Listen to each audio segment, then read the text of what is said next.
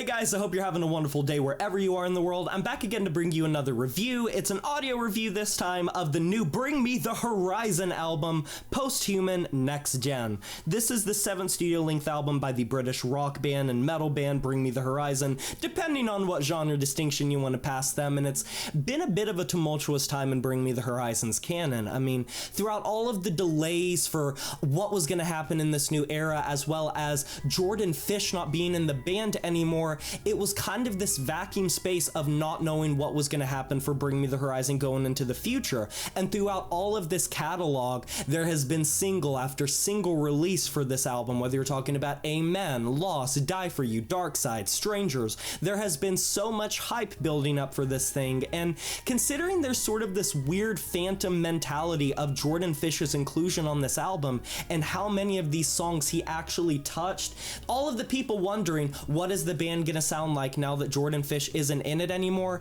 You're kind of gonna be left wanting in terms of your answer, because his influence on this album is still very well identified. But with that being said, Bring Me the Horizon has gone through a lot of different stylistic changes throughout their timeline. They have always changed their style. They've been a very fluid and dynamic band that has shown their versatility, and this has been a double-edged sword. A lot of their longtime fans have thought that they've forsaken their roots and gone against what they enjoyed in the metalcore and deathcore era, whereas they attracted a ton of new fans and also people who think they're doing great. And considering with their last album, Post-Human Survival Horror, it sort of breathed a lot of life into the music again, because a lot of people thought it was a bit of a return to form, or at least a logical step in the right direction of bridging the gap between all of their influences up until that point. But I'm kind of like happy and not happy to report that Post-Human Next Gen, it doesn't really follow a lot of the direction that Survival Horror did, and in the ever-growing catalog of Bring Me the Horizon changing their style,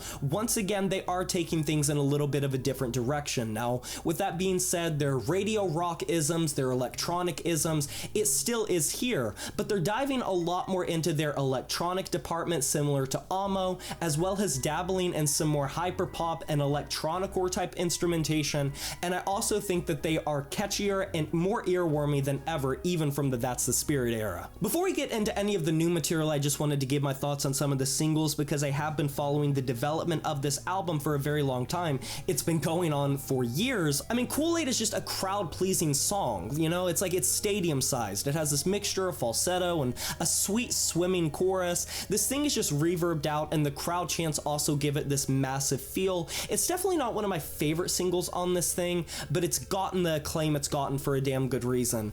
Dark Side is one that has kind of like simultaneously like grown on me and not grown on me. It's been a little bit of a roller coaster ride, because I think it's one of the more basic songs on this album. Considering that they do kind of go in more of experimental directions on a lot of these tracks, it is interesting that Dark Side was one of the singles. It's a lot more understated, a lot more simplistic, and what one might say rudimentary compared to a lot of what's on this album, but I still like it.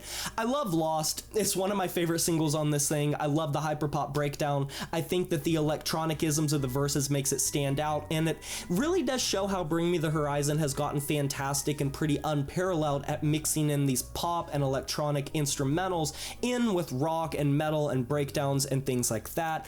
Die For You, I unfortunately am not the biggest fan of. It's probably my least favorite single on this thing, and the fact that it's so late in the track listing, the penultimate track, is a little disappointing to me, just because I think that the chorus is a little grating, a little annoying, and I just think the composition of the track reminds me of something like Medicine, and that's not a great thing, because I thought Medicine was one of the worst songs off of Amo. Strangers is a fantastic single and just a fantastic track. It's classic Bring Me the Horizon with their tear-stained diary lyricism. Love the guitar lead on this thing, and all these sort of raspy lead vocals sound a lot more raw and less sort of pitch corrected in a sense and played around with and tweaked around with. This feels more like a raw song, and it kind of reminds me of Drown. And then Amen, like Amen's fantastic. It is a stacked collab, and you wouldn't think that a song with Bring Me the Horizon, Glassjaw, Daryl Palumbo, and Lil fucking Uzi Vert, which it isn't the weirdest thing. I mean, they have been on a lot of things, and they have been a big fan of like metal and rock and punk music for a long time. A lot of the emo like hip hop people are, so that's not sort of like, it's not the most like surprising. But with that being said, it kind of is this awkward moment in the band with Jordan being gone and his influence on a lot of these songs and the direction that this album is taking in. It is 50 55 minutes worth of material. It is a very long Bring Me the Horizon album, and I'm kind of happy with that. I don't think that a lot of these tracks necessarily feel like filler per se, and I also think for the long gap of material between Bring Me the Horizon, this transitional period, it kind of does feel like a culmination of all of their ideas and all of their musical avenues sort of converging onto one another in a way that feels like everything that led to this point has built up and accumulated to create this sort of bastardized version of a million different genres coalescing into one another, and that's something that a lot of bands cannot say that they have reached. But let's talk about some of the new tracks. Utopia, I fucking love this song. The chords are so catchy, and it has my favorite chorus on the entire thing. It's ethereal, and it kind of reminds me of like an anti-Doomed from That's the Spirit, and it's just very triumphant, but it also has this sadness, and I can say if one thing is aced across this thing, it is hooks. And obviously Bring Me the Horizon are fantastic at hooks, Survival Horror was really good with hooks, and as well as That's the Spirit was fantastic with hooks, and Sempiternal had a lot of good hooks. Bring Me the Horizon has been very earwormy, but god, some of these tracks hit like a ton of bricks from a chorus department, and I think that Utopia is phenomenal. And then you go to Limousine, track number 5. I want to talk about this track because I think it is pretty unique, and I don't think there is another track on this entire thing that really reads like it.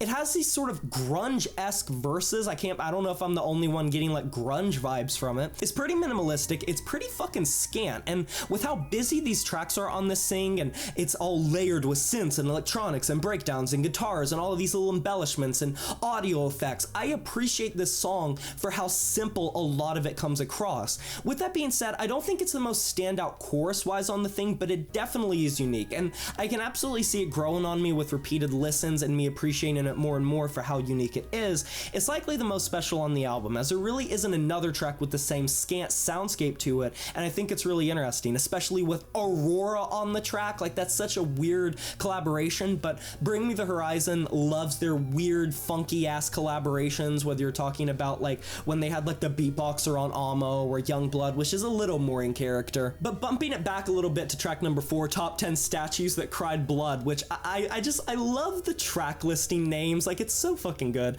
This track, it shows that Utopia was not a fluke. It's also earwormy, and it's not just filler either. The synth embellishments are great, and the pace it continues all the way throughout is just lovely, and you get another hyperpop breakdown moment, and I want to highlight this because I love it, but it's not even just that. It's not just a hyperpop breakdown, it's like fucking Nintendo core. If Lost was a hyperpop breakdown, and if that is how we are like categorizing it, this is a Nintendo core breakdown. Bring Me the Horizon did a Nintendo core breakdown. Another thing that I want to highlight is how this track listing is a little bit littered with things called OSTs, and the OST sounds are very Amo-esque in how it had these little electronic interludes, bits and pieces between all of the segments, and I think for the most part these pan out pretty well. I think on Amo they were very good, they were very pretty, they helped pad out the track listing, and I don't have any complaints with it. It was good. I will say though, I'm not sure how well of a good idea it was to put one so late in the track Pussy, because I think that like this late in the track listing, maybe you could have plopped it a couple tracks before, because with the OSTs and with this track listing being so long and having so many tracks, I feel like they could have spaced them out a little bit better to not feel so awkward, I guess, because there's 3 of them and they're at like the weirdest points. They're at like the first track, which makes sense, and then 8 and then 14. Like, that's just so strange to me, and I wish they would have been placed a little bit more strategically, or maybe had one extra one just to pad out time a little bit more. But dig it, The Ender. It is one of the more experimental Bring Me the Horizon songs on this thing, and probably one of the most experimental we've ever heard if you're not counting like music to sleep to. It's a pretty long track, and it swaps genres from more of a trip hop and trap song to an anthemic electronic banger, and then swaps into a cinematic crescendo. It's almost like Falling in Reverse-esque in its progression of how many genres it ticks off, and it doesn't really feel like it's unnatural. It feels pretty seamless. It feels like this is the way it's supposed to be. And I wish I had more to say about this Ender for it being so long. The silence at the end, I think it does kind of send this record off in a pretty abrupt and strange way, appreciate because the track right before it, I just think doesn't really flow the best into it. And honestly, the last half of this record in general is a little bit jarring because you go from Amen to this OST to Die For You to Dig It, and the vibe of all four are just so clashing and strange and different than each other. And I don't think this is necessarily a bad thing. And I truly think it's going to depend on what you're looking for, what your preferences are, and how like a track listing ends. And I'm someone that values cohesion, but with how experimental and all over the place this album is, I can look past that. Ultimately, I think that this track listing is kind of like a mixed bag, but not in a bad way, not in a negative way. I just think it very much is pretty scatterbrained. It feels like a lot of influences were put together in this track listing, and the strategy of how it was put together was a little strange, was a little half-baked, and I maybe would have rearranged the track listing a bit and moved some songs around. I wouldn't have cut anything. I maybe just would have added some more interludes in, or I would have changed the compositions of some of these tracks. But overall, it is a very adventurous Bring Me the Horizon album, and it continues to take them in a direction where there is no other band that sounds like Bring Me the Horizon, and it goes to show why there are so many damn copycats that want to be them so desperately. It's because they're so unique. It's because they're so interesting, and I just want to continue to see them go further and further in this catalog and direction, because as I said at the start, it does feel like the converging point of all of their influences up until this point, and I'm so curious to see what the future holds for Bring Me the Horizon, because it's pretty crazy to have like hyperpop breakdowns and Nintendo core breakdowns and stripped back things and electronic interludes and a song featuring Underoath. Like, it is so much of like this homage to so many different things that it's bound to sound a little messy in terms of how it comes together, but I think they handle it with as much grace as they possibly can. And I think I probably do prefer survival horror, but that's just because it's a little more brief, it's more cohesive, and I think it comes together in a little bit more of a seamless way with its influences and does it a little bit more tastefully, but I still really enjoy this thing. And that's why I'm going to be giving it a 7 out of 10. And that is a wrap. Have you heard this new Bring Me the Horizon record, Post-Human Next Gen? You can let me know down in the comments below. I can't wait to hear it. Be sure to like this video if you enjoyed it, subscribe to join the review family today, and smash that notification bell to be notified of my future uploads. You know who it is, my name is Jay Morris, and I'm signing off saying farewell.